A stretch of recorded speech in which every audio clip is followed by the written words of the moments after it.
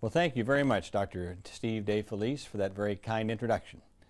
And I'd like to welcome everyone to today's event. And many of you have traveled long distances to be here, and I know the trip will be well worth it. You're participating in a very important conference, and I wish I could be with you in person, because I found both the conferences in 1995 and 1996 to be very informative and very thought-provoking.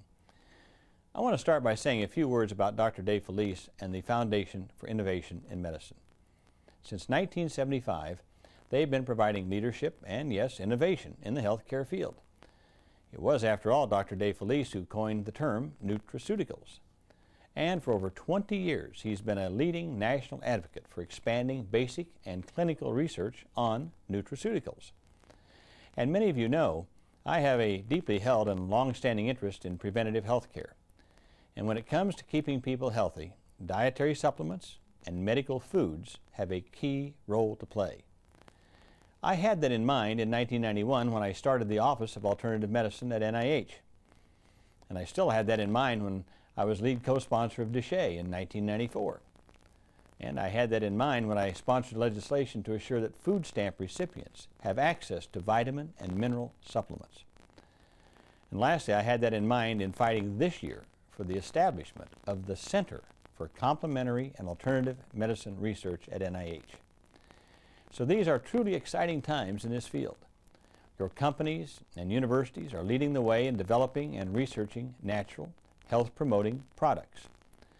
Every day, new products and advances are announced, and Americans are responding with their pocketbooks. Consumers want to take charge of their own health, and your products help them do it. Good research is key to our continued success in promoting this field. Consumers need and deserve solid research upon which to make their choices. DSHEA has helped. It created the Office of Dietary Supplements, and even more importantly, it has spurred increased private sector research on nutraceuticals. But because most nutraceuticals are not patentable, the same incentives for research are not present as they are for drugs, for example. And that's where this conference can play a critical role. We have to develop innovative ways of promoting greater private sector research. I consider this one of the top priorities for congressional action in healthcare over the next couple of years. And I understand that Dr. DeFelice has a new idea on how this might be done. I tell you, I find his approach to have a lot of merit.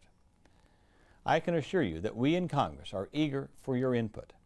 So please express your opinions and give us your ideas.